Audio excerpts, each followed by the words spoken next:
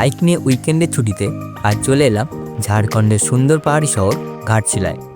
আর ঘুরে দেখলাম সুন্দর ঘাটশিলার কিছু অসাধারণ ট্যুরিস্ট স্পট, যেমন গালুডি ড্যাম, রাতমোহনা, ফুলডুমরি হিল ও মহান কথা সাহিত্যিক বিভূতিভূষণ বন্দ্যোপাধ্যায়ের বাড়ি। প্রকৃতির শান্ত সৌন্দর্য, পাহাড় নদীর মনোরম দৃশ্য আর ইতিহাসের ছোঁয়া, সব মিলিয়ে এই ভ্রমণটা হয়ে উঠল এক দারুণ অভিজ্ঞতা। আমরা কিন্তু পৌঁছে গেছি গালুডি ড্যামে। তো এখানের ভিউটা দেখো, এখন কিন্তু পুরো একদম দেখতে পাচ্ছ শুকনো, আর এটাই কিন্তু বর্ষাকালে একদম জলে ভর্তি হয়ে যায়। আমরা কিন্তু এখন আছি একদম গালুডি ড্যামে, সবাই ওপর থেকে দেখে, আর আমরা কিন্তু একদম দেখো নিচে দাঁড়িয়ে রয়েছে। রাতমোহনা টুরিস্ট স্পটে আসার পরই সবচেয়ে এখন অ্যাট্রাকশন যেটা, এই যে এই ব্রিজটা দেখতে পাচ্ছ, এটা একটা ব্রিজ, আর এটা কিন্তু এই দেখো মাঝখানে পুরো ভেঙে গেছে। এখান থেকে আর বাইক টাইক যাওয়া যায় না, কিন্তু মানুষ এমনি হেঁটে যেতে পারবে। তাছাড়া দেখো এখানে অনেকজন স্নান করছে আর লোকাল লোক। তো আমরা কিন্তু 10 মিনিটের একটা ছোট্ট ট্রেকিং করে ফুলডুংরি হিলের টপে চলে এসেছি। ফুলডুংরি হিলের ফেমাস হওয়ার কারণ, এখানে বসে কিন্তু বিভূতিভূষণ বন্দ্যোপাধ্যায় ওনার যে জনপ্রিয় সাহিত্যগুলো আছে, উনি কিন্তু এখানে বসে লিখতেই পছন্দ করতেন।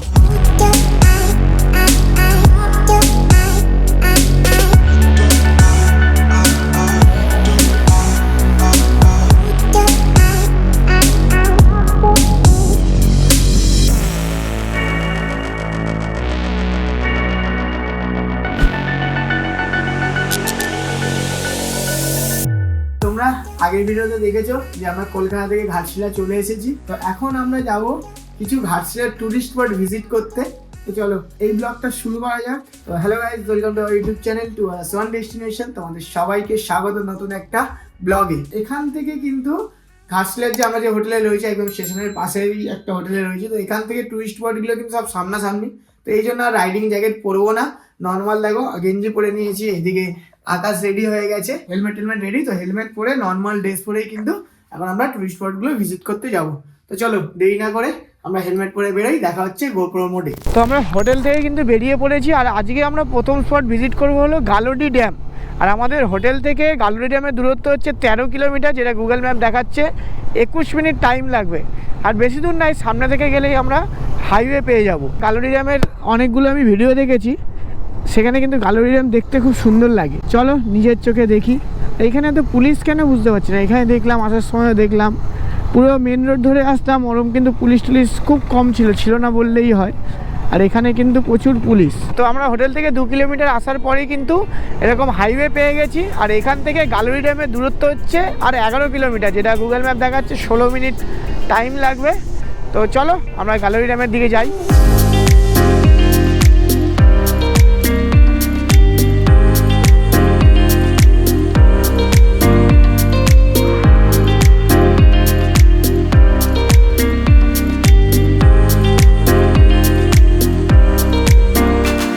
হাইওয়ে ছেড়ে কিন্তু বাঁ দিকে ঢুকে গেলাম, আর এখান থেকে দেখাচ্ছে 1.3 কিলোমিটার, এখন আর 900 মিটার বাকি। তো এখানে একটা রেলগেট আছে, রেলগেট ক্রস করেই কিন্তু আর 900 মিটার 2 মিনিট দেখাচ্ছে। বাপরে বাপের বাইক থেকে কি ধোঁয়া বেরোচ্ছে দেখো খালি।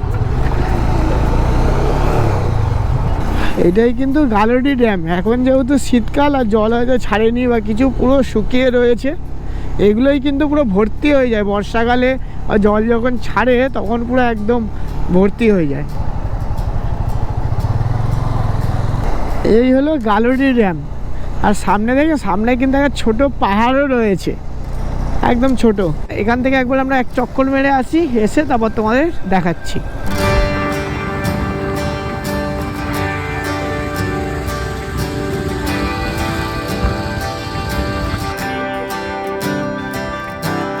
তো দেখো এদিকে দেখো পুরো একদম শুকনো, আর এদিকে দেখো পুরো ভর্তি জল, প্রচুর কিন্তু এটা ডিপ।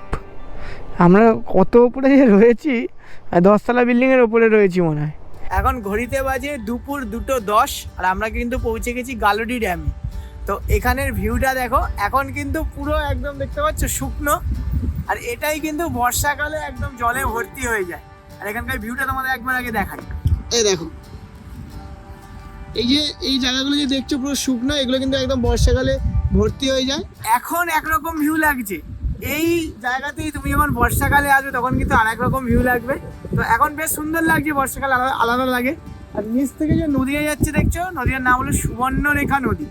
আর এই ব্যারেজের সাহায্যেই কিন্তু এই নদীর জল কন্ট্রোল করা হয়। আর এখানে যারা সাধারণ মানুষ আছে তারা কিন্তু এখানে মাছ টাছও ধরে, আর মাছ ধরে সামনে দেখলাম আমরা, ওরা মাছ ধরে কিন্তু এই ড্যামের আশেপাশেই ওরা মাছ বিক্রি করে। আর তাছাড়াও এই সামনে দেখতে পাচ্ছ, এই সামনে একটা ছোট পার্ক আছে, বসার জায়গা টায়গা রয়েছে। আর এই হলো একটা ওয়াচ টাওয়ার। এই ওয়াচ টাওয়ারটা দেখতে পাচ্ছ, এই ওয়াচ টাওয়ারটা এখন বন্ধ রেখেছে, এখন উঠতে দিচ্ছে না, কিন্তু অন্য সময় হয়তো উঠতে দেয়, কিন্তু এখন কিন্তু বন্ধ রয়েছে। আর মোটামুটি তোমরা যদি ঘাটশিলায় আসো তাহলে কিন্তু গালুড়ি ড্যামে অবশ্যই আসবে, মানে বিকেলবেলা আর কি আসলে, এসে বন্ধুদের সঙ্গে বসে একটু আড্ডা টাড্ডা মারার জন্য কিন্তু একটা খুব ভালো জায়গা, মানে আমার তো খুব পছন্দ হয়েছে। তো আমরা দেখো একটা আম গাছ দেখতে হচ্ছে, এটা কিন্তু একটা আম গাছ। তো আম গাছের ছাওয়ায় বসে আছি, আর হাওয়া তো দিচ্ছে, যেহেতু ড্যামের পাশে খোলা জায়গা, হাওয়া দিচ্ছে, মানে মারাত্মক ভালো লাগছে। কিন্তু আকাশ, তোমার ফিলিং কেমন? এই হচ্ছে আমার বাইক, আর পাশেই কিন্তু একটা পুলিশের ফাঁড়ি রয়েছে, মানে ড্যামের সিকিউরিটির জন্যই হয়তো এটা রয়েছে। আর পাশেই আমার বাইক। তো চলো তোমাদের সিনেমেটিক শটে কিছু ভিউটা দেখাই, তারপর আবার কথা হচ্ছে।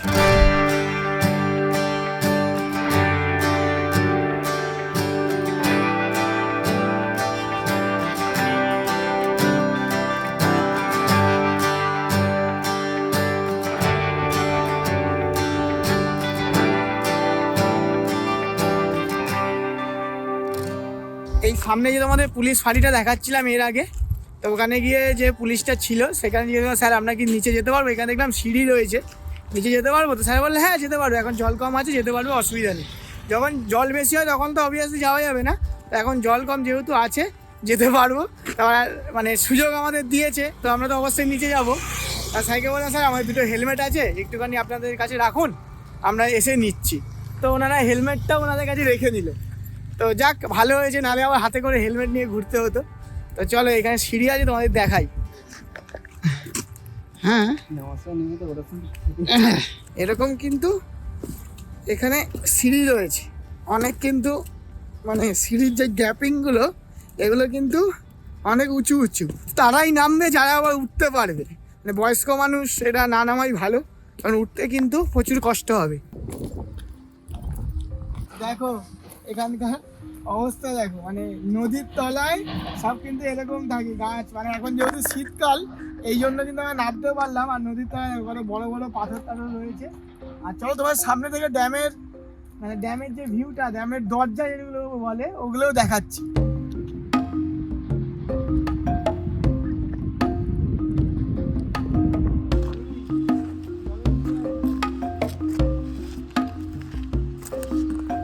আমরা কিন্তু এখন আছি একদম গালুড়ি ড্যামে, সবাই ওপর থেকে দেখে, আর আমরা কিন্তু একদম দেখো নিচে দাঁড়িয়ে রয়েছি।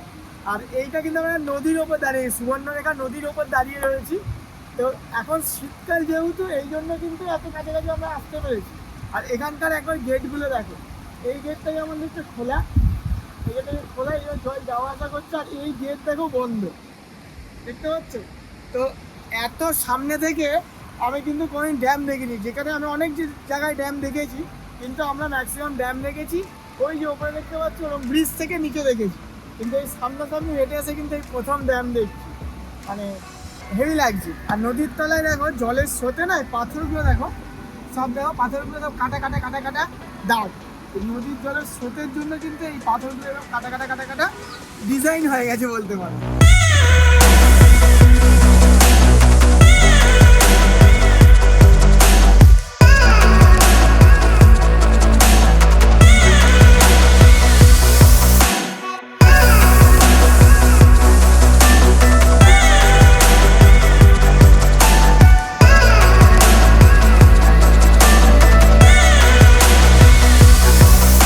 এখানে তোমাদের যে ওপরে আমি বলছিলাম যে এখানে সবাই মাছ ধরে, তো মাছটা ধরে কি করে দেখাই তোমাদের। দেখো এই যে দেখতে পাচ্ছ, এই যে জাল, যখন জল যায় আর কি, এই জালগুলো কিন্তু ওরা নামিয়ে দেয়, নামিয়ে দেওয়ার ফলে এখানেই কিন্তু মাছ ধরে, তখন আবার ওরা ওপর থেকে টেনে তুলে দেয়। ওপর থেকে কিন্তু এটা পুরো দড়ি ঝোলানো আছে, এই জালগুলো দেখছি একদম ওপর থেকে দড়ি ঝোলানো আছে।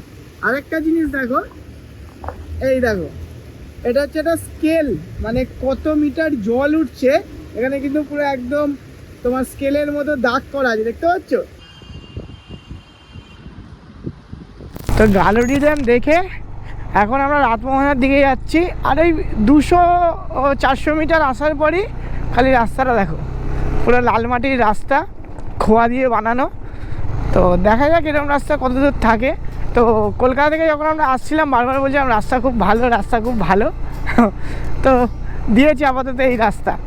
গ্রামের দিকে আসলে কিন্তু এরকম ভিউ দেখতে খুব সুন্দর লাগে। দেখো মানে ক্যামেরাতেও কিন্তু মারাত্মক সুন্দর আসছে।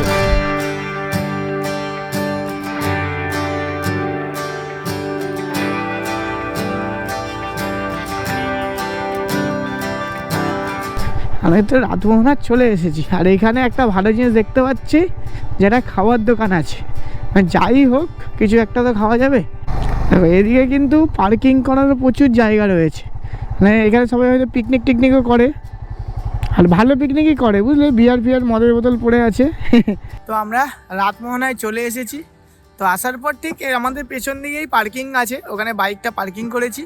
আর পার্কিংয়ে কিন্তু কোনো চার্জেস নেই, একদম ফাঁকা, আরামসে বাইক 4 চাকা যাওয়ানো রাখতে পারবে। ঠিক রাতমোহনায় আসার আগেই কিন্তু এরকম একটা ছোটো দোকান রয়েছে। তো এইখানে ওই ঝালমুড়ি, তারপর একটু চা, তারপর কেক বিস্কুট এসব পাওয়া যায়। মানে ম্যাগি ট্যাগি কিছু পাওয়া যায় না, কিন্তু এখন হাতের সামনে যা পাবো তাই খাবো, খিদে পেয়ে গেছে।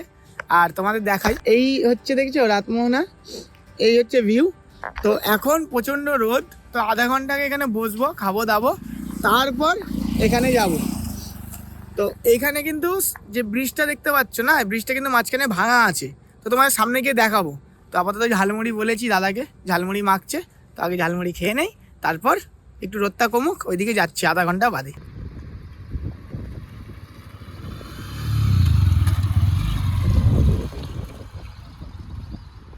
তো আমরা কিন্তু রাতমোহনা টুরিস্ট স্পটে চলে এসেছি। আর রাতমোহনা টুরিস্ট স্পটে আসার পরই সবচেয়ে এখন অ্যাট্রাকশন যেটা, এই যে এই ব্রিজটা দেখতে পাচ্ছি, এটা একটা ব্রিজ। আর এটা কিন্তু এই দেখো মাঝখানে পুরো ভেঙে গেছে। তো ভেঙে যাওয়ার ফলে এখান থেকে আর বাইক টাইক যাওয়া যায় না, কিন্তু মানুষ তুমি এমনি হেঁটে যেতে পারবে। তাছাড়া দেখো এখানে অনেকে স্নান করছে, আর লোকাল লোক এখানে কিন্তু স্নান টানও করে। আর এইখান থেকে দেখো, এই দেখো এখান থেকে যাচ্ছে, জল যাচ্ছে এখান থেকে, কিন্তু মানুষজন যারা এখানকার মানুষজন তারা কিন্তু এখানে মাছও ধরে।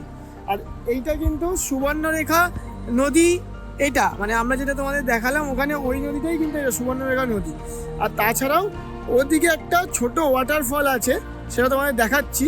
ওটা বর্ষাকালে কিন্তু অনেক জল পড়ে ওখান থেকে, কিন্তু এখন অল্প পড়ছে। তো ওইদিকে যাবো, তার আগে তোমরা এদিকে একবার ভিউটা দেখে নাও।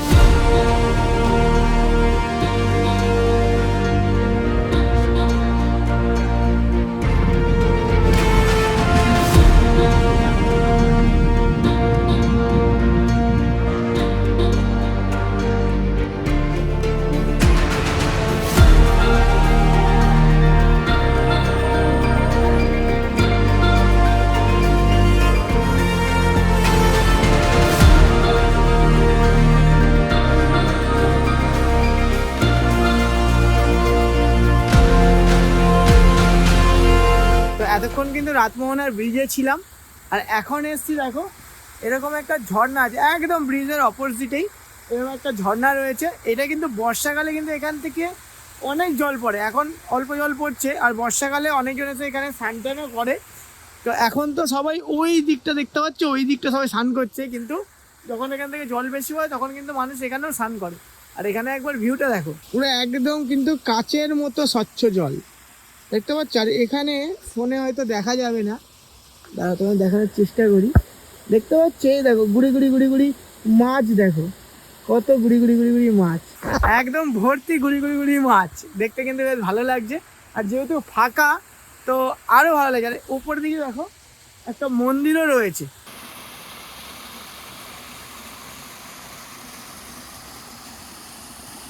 তো আমরা রাতমোহনা কিন্তু ঘুরে নিয়েছি। এখন রাতমোহনা দেখে আমরা যাচ্ছি ফুলডুঙরি হিলে।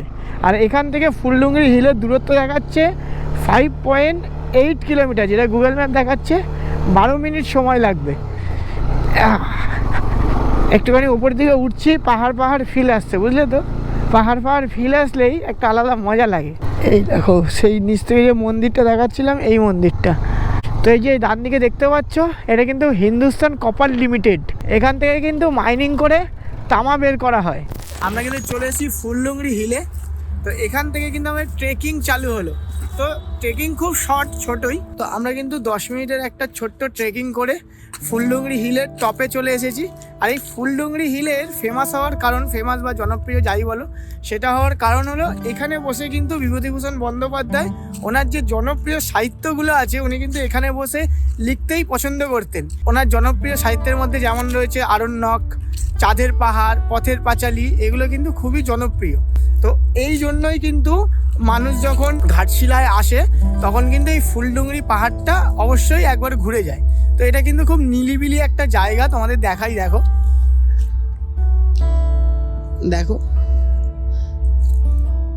এখন তো একটুখানি আর কি পাশেই যেহেতু হাইওয়ে, একটু গাড়ি চলাচল বেশি করে, কিন্তু উনি যখন সাহিত্য লিখতেন তখন কিন্তু এই জায়গাটা খুব আর কি নির্ঝুম ছিল। তো ওই জন্য কিন্তু উনি এখানে বসে লেখালেখি করতে পছন্দ করতেন।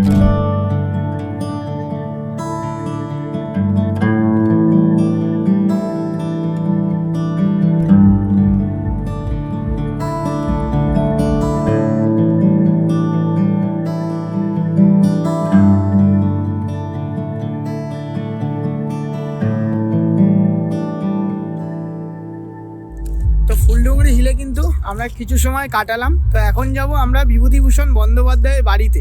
ফুলডুংরি হিলের টপে কিন্তু তোমরা সবাই আসতে পারবে, মোটামুটি একটা ছোট্ট ট্রেকিং। তো যাদের কারো যদি পায়ের সমস্যা না থাকে তাহলে কিন্তু আসতেই পারবে, ওই 5-7 মিনিটের একটা ট্রেকিং। তো আমরা কিন্তু এখন যাচ্ছি গৌরীকুঞ্জ বিভূতিভূষণ বন্দ্যোপাধ্যায়ের বাড়িতে। কিন্তু এখন কিন্তু ঘড়িতে বাজে 5:40 আর ওটা বন্ধ হয়ে যায় 6টায়। তো আমরা জানতাম কি 7টায় বন্ধ হয়। তো এখন একজনকে জিজ্ঞেস করলাম, তিনি বললেন কি 6টায় বন্ধ হয়ে যায়। তো দেখি তাড়াতাড়ি করে যাচ্ছি। এখন বাজে 5:45। আমরা কিন্তু চলে এসেছি গৌরীকুঞ্জ বিভূতিভূষণ বন্দ্যোপাধ্যায়ের বাড়িতে। তো আমাদের কপালটা এত খারাপ যে এটা 5:30টায় বন্ধ হয়ে যায়। আমাদের একজন বললো যে 6টা অবধি খোলা থাকে, কিন্তু আমরা এসে দেখলাম, তোমাদের দেখাই। দাঁড়াও, এখানে কিন্তু লেখা আছে ওপেনিং টাইমিং সকাল 9টা থেকে দুপুর 1টা, আবার দুপুর 3টে থেকে বিকেল 5:30। আমরা চলে এসেছি একটু লেটে, মানে জাস্ট 15 মিনিট লেটে। আর তাছাড়াও কিন্তু ভেতরে এমনিও ফটোগ্রাফি অ্যালাউ নেই, তোমাদের দেখাই। তো এইটা দেখছি, এখানেই কিন্তু বিভূতিভূষণ বন্দ্যোপাধ্যায় থাকতেন। আর এর ভেতরে ওনার কিছু আর কি ইউজ করা জামা কাপড়, জিনিসপত্র, পুস্তক, বই এসব রয়েছে। আর এইটা দেখতে পাচ্ছ, এইটা তোমাদের জুম করে দেখাই, এটা হচ্ছে অপুর পাঠশালা। তো সপ্তাহে কোনো একটা নির্দিষ্ট দিনে এখানে কিন্তু পড়ানো হতো বাচ্চাদের। আর এই যে দেখছো গৌরীকুঞ্জ, বিভূতিভূষণ বন্দ্যোপাধ্যায় কিন্তু নিজের স্ত্রীর নামে এই বাড়িটির নাম রেখেছিলেন, গৌরীকুঞ্জ। তো ঘাটশিলায় আসলে কিন্তু তোমরা অবশ্যই বিভূতিভূষণ বন্দ্যোপাধ্যায়ের গৌরীকুঞ্জ বাড়িতে অবশ্যই আসবে। আমরা যেমন মিস করে গেছি, আমরা টাইমের পরে এসেছি, তোমাদের তো টাইম আমি দেখিয়ে দিয়েছি, তোমরা কিন্তু মিস করো না।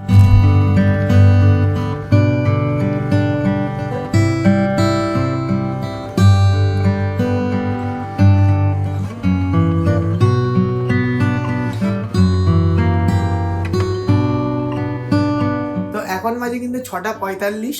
তো আমরা চলে এসেছি হোটেল রুমে। তো আজকে সেই ভোরবেলা বেরিয়েছি বাড়ি থেকে 5টা 5:30 নাগাদ, আর এখন বাজে সন্ধে 6:45। তো আজকে খুব টায়ার্ড। আর কালকে কিন্তু আমরা ফিরবো বাড়িতে। আর কালকে বাড়িতে ফেরার আগে, মানে কলকাতা ফেরার আগে, আমরা ঘাটশিলার আরও কিছু স্পট ভিজিট করব। তো চলো আজকের ভিডিওটা এখানেই শেষ করছি। ভিডিও যদি ভালো লেগে থাকে লাইক, কমেন্ট আর শেয়ার করে দিও। আর চ্যানেলটাকে অবশ্যই সাবস্ক্রাইব করে দিও। দেখা হচ্ছে পরের ভিডিওতে। ততক্ষণের জন্য right heart, right set, use helmet. জয় হিন্দ, বন্দে মাতরম, বাই বাই।